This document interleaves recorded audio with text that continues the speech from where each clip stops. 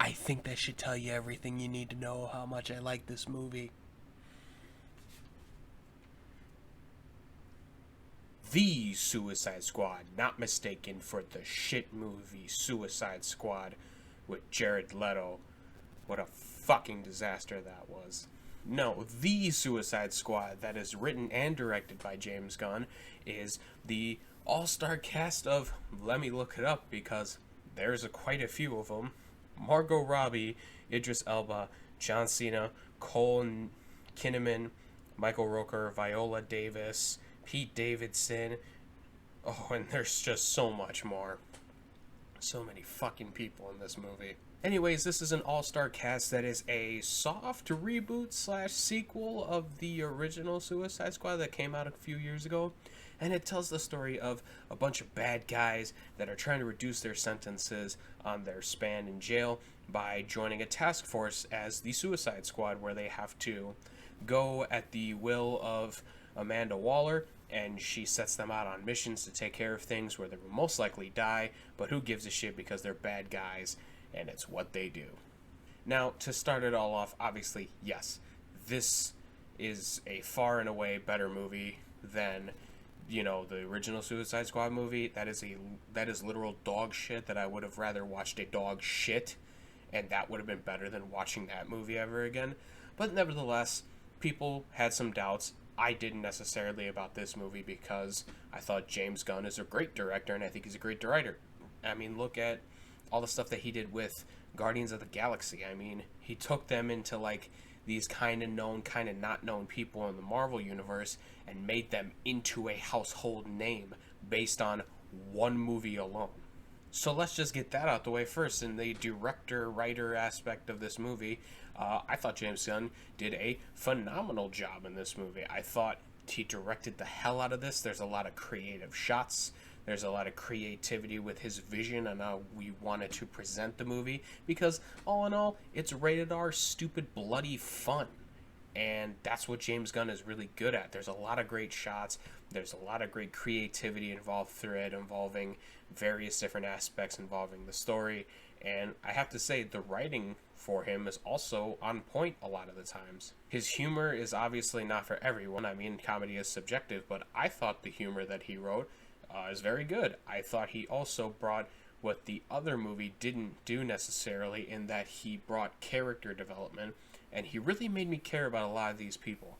Idris Elba plays Bloodsport, and he's kind of another version of Deadshot in a way. He's a mercenary that's going to jail that really, he doesn't really do it for his daughter, but like he's doing it to support himself, and then he has a daughter that he has to, now make proud in a way, even though he condemns her in some sort of way.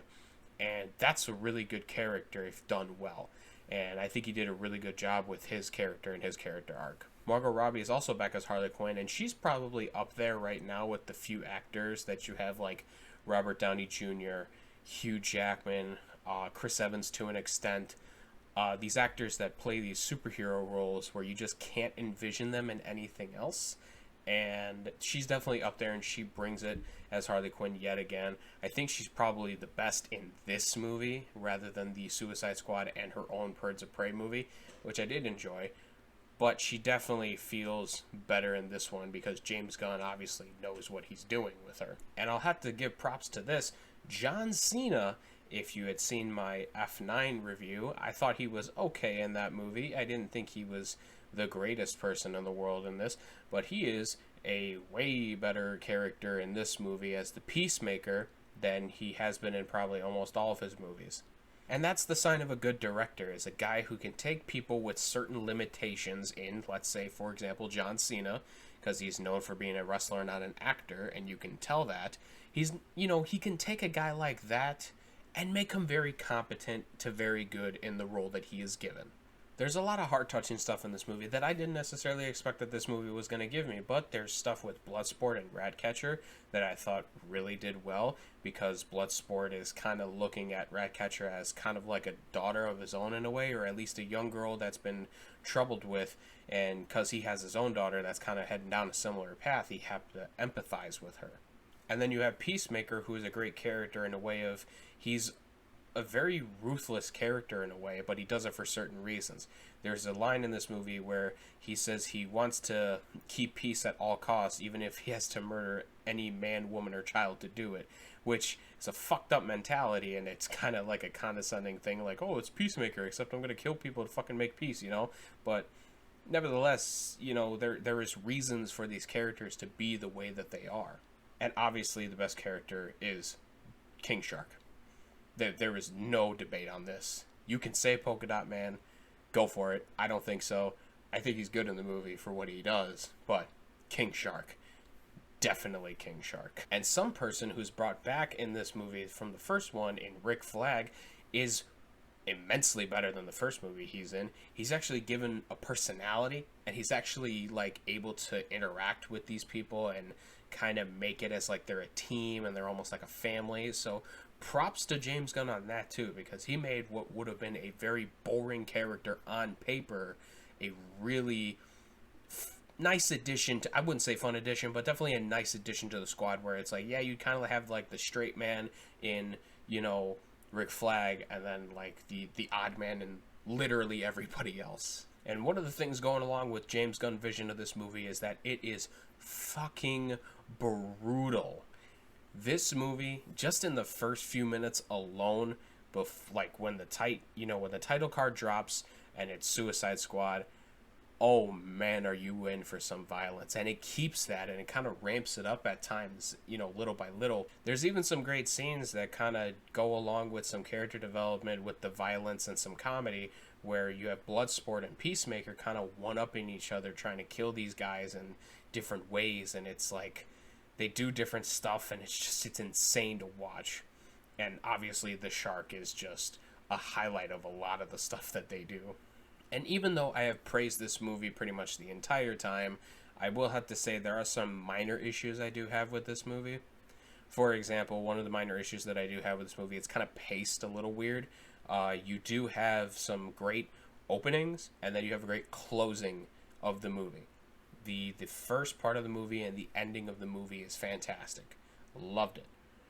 The middle has hit or miss parts. You have, obviously, a lot of the stuff that the Suicide Squad is doing. That's mostly good stuff because it's trying to build the character. However, they do some jarring, like, back and forth sometimes. That kind of takes you out of it in certain aspects. And there is a subplot with Harley Quinn that does kind of take you out of the moment entirely. And you're kind of like, I want to get back to what we were doing before.